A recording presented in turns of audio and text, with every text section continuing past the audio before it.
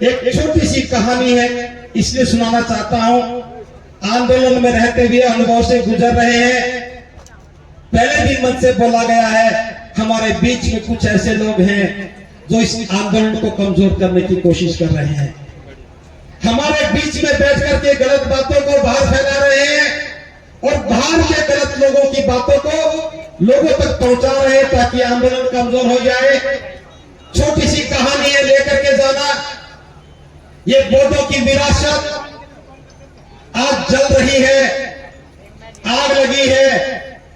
135 वर्षों से बुझाने का प्रयास किया जाता रहा, लेकिन आग विकराल हो गई है। लामा जी जैसे, बनते प्रज्ञाशील जैसे, आप तो यहां पंडाल में बैठे हैं, आप जैसे एक चिड़िया बन करके अपनी चोंच में पानी लेकर के आग को बुझाने का काम कर रहे हैं। जब हम इस आग को बुझाने का काम कर रहे हैं, विरासत की लड़ाई को आगे ले जाने का काम कर रहे हैं, तो कुछ लोग बंदर बन करके दूर बैठ करके हमें सलाह दे रहे हैं, बता रहे हैं तुम्हारी चोंच में एक बूंद पानी आ रहा है, एक बूंद पानी से जंगल की आग नहीं बुझेगी। थोड़े से भिक्खू बैठे हो, 300, 400, 500 भिक्खुओं के बैठने से ये वित्तीय निरस्त नहीं होगा। मैं बता देना चाहता हूं, जो चिड़िया ने जवाब दिया, चिड़िया ने उस बंदर से कहा, जब बंदर ने कहा कि ये चिड़िया, इस प्रयास में तेरे पंख झुलस चुके हैं, जंगल की आग बड़ी विकराल है, तेरी चोंच में एक बूंद पानी आ रहा है, इस एक बूंद पानी से जंगल की आग को नहीं बुझा पाएगी। हे चिड़िया, पागल मत बन, मुझे देख, मैं आराम से बैठा हूं इस कमेटी का मेंबर बन करके, तू भी आराम से बैठ, अपना जीवन बचा, इस आंदोलन में कुछ नहीं रखा।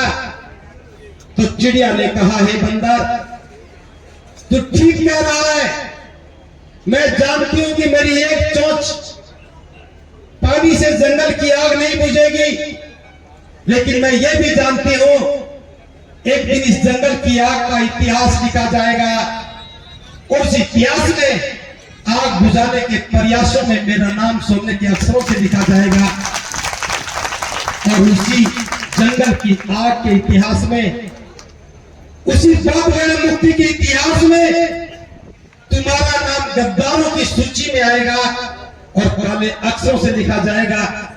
जब चिड़िया ने ये बात कही तो एक हाथी भी सुन रहा था। हाथी ने चिड़िया को आवाज दी, हे चिड़िया, तूने बंदर को क्या कहा, मेरी समझ में नहीं आया, एक बार मुझे भी बता दे। तो चिड़िया ने कहा कि हे हाथी सुन, इस जंगल में हम पैदा हुए, इन पेड़ों की छांव में फले फूले हैं, इन्हीं के फलों को खा करके हमने जीवन जिया है। आज ये जंगल धू धू करके जल रहा है। गद्दार है वे लोग जो अपनी जान बचा के भाग रहे हैं, इस जंगल को जलता हुआ छोड़ रहे हैं। तो हाथी ने कहा, हे चिड़िया, अब मेरी समझ में आ गया है, अब तू इस प्रयास में अकेली नहीं है। हाथी ने एक लंबी सी चिंगाड़ दी, जंगल के सारे हाथी इकट्ठे हो गए, अपनी अपनी सूंड में पानी भर करके आग पर फेंकने लगे और देखते देखते वो आग बुझ गई। चिड़िया का प्रयास था, हाथी की चिंगाड़ थी, जंगल की आग बुझ गई। तो मैं भी ये कह रहा हूं, लामा जी का प्रयास है, बौद्ध संगठनों का प्रयास है, भिक्षुओं का प्रयास है, अभी तक ये प्रयास चिड़िया के चोंच में आई हुई एक बूंद पानी का प्रयास थी। लेकिन मैं आज इस आंदोलन को अपना सामर्थ्य मान करके इस आंदोलन की शक्ति के साथ हाथी बन करके चिंगाड़ रहा हूं। जिसे एहसास है कि वो हाथी है, जिसे एहसास है कि विरासत हमारी है, जिसे एहसास है कि वो बुद्ध अनुयायी है, एक बार इस आंदोलन में शामिल हो जाए। और हम डेडलाइन दे रहे हैं, हम सरकार से अनुरोध कर रहे हैं, हम सरकार को बता रहे हैं, हम किसी के अधिकार नहीं छीन रहे, हम किसी व्यक्ति के विरुद्ध नहीं, ये आंदोलन किसी धर्म के विरुद्ध नहीं, ये आंदोलन किसी जाति के विरुद्ध नहीं, ये आंदोलन किसी से कुछ छीनने का नहीं, ये हमारी अस्मिता का प्रश्न है, ये हमारी विरासत का सवाल है, ये देश के बौद्धों के, दुनिया के तो मैं इतना कहना चाहता हूँ, बुद्ध पूर्णिमा तक मिल करके सारे लोग खड़े हो गए तो हम इस जंगल की आग को बुझा पाएंगे।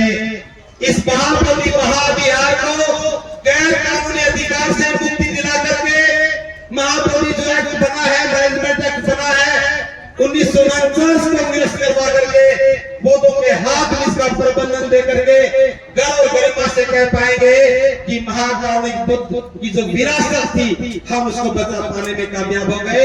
इसलिए मैं आह्वान कर रहा हूँ इस देश के सभी भिक्षुओं से, सभी उपासक उपासिकाओं से, जहां भी जो भिक्षु रहता है उससे अनुरोध करें। मैं भी अनुरोध कर रहा हूँ, इस मंच के माध्यम से अनुरोध कर रहा हूँ, सभी भिक्षु बोध गया के लिए प्रस्थान करें। हम सबके रहने की व्यवस्था यही करेंगे। तपती धूप में तपेंगे, हम जितना तपेंगे। तो मैं कहना चाहता हूँ सभी उपासकों से, जो भी भिक्षु आपके आसपास में है उसके रेल के टिकट कटवाओ और बोध गया आने का लिए आमंत्रण दो। जो भिक्षु अपना किराया वो अपने किराए से आ जाए, कुछ उपासक उनकी सेवा करे, रेल का टिकट दे दे वो आ जाए। अगर फिर भी कोई व्यवस्था नहीं बने तो हम इस आंदोलन समिति की ओर से कोशिश करेंगे कि ये बाधा भी दूर कर देंगे। मेरा आह्वान है कि सभी भिक्षु आए, उपासक उपासिका आए और इस बार की बुद्ध पूर्णिमा को हम महाबोधि महाविहार की मुक्ति के नाम समर्पित करेंगे। इन्हीं शब्दों के साथ मेरी बात को मैं विराम देता हूँ। आप सबका